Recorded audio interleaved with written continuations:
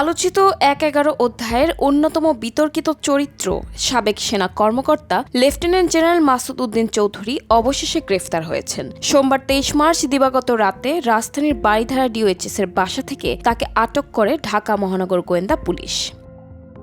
DB প্রধান DIG Shafiqul Islam জানিয়েছেন, তার বিরুদ্ধে অন্তত ৫টি মামলা রয়েছে এবং এসব মামলায় তাকে গ্রেফতার দেখানো হবে। ২০০৭ সালের ১১ জানুয়ারির রাজনৈতিক পট পরিবর্তন, যা ১-১১ নামে পরিচিত, সে সময় সেনা সমর্থিত তত্ত্বাবধায়ক সরকার প্রতিষ্ঠায় প্রভাবশালী সামরিক কর্মকর্তাদের মধ্যে মাসুদ উদ্দিন চৌধুরী ছিলেন অন্যতম। তাকে তখন নৈপথ্যের কারিগর বলেও উল্লেখ করা হতো। তিনি তৎকালীন সেনাপ্রধান মঈন ইউ আহমেদের ঘনিষ্ঠ সহযোগী হিসেবে গুরুত্বপূর্ণ দায়িত্ব পালন করেন এবং যৌথ বাহিনীর অভিযানে শীর্ষ রাজনীতিক ও ব্যবসায়ীদের গ্রেফতারের প্রক্রিয়ায় যুক্ত ছিলেন বলে অভিযোগ রয়েছে।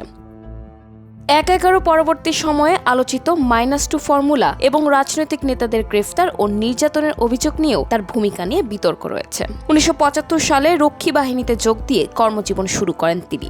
পরে সেনাবাহিনীতে যুক্ত হয়ে লেফটেন্যান্ট জেনারেল পদে উন্নীত হন। সেনা জীবন শেষে জাতীয় পার্টিতে যোগ দিয়ে ২০১৮ সালে সংসদ সদস্য নির্বাচিত হন এবং দলীয় প্রতিরক্ষা উপদেষ্টা হিসেবে দায়িত্ব পালন করেন। তার বিরুদ্ধে অর্থ পাচার সহ বিভিন্ন অভিযোগে একাধিক মামলা রয়েছে। ২০২৪ সালের আন্দোলনে ফেনীতে নিহতের ঘটনায় দায়ের হওয়া মামলাতেও তিনি আসামি। দীর্ঘদিন পলাতক থাকার পর তার গ্রেফতার নতুন করে রাজনৈতিক আলোচনার জন্ম দিয়েছে।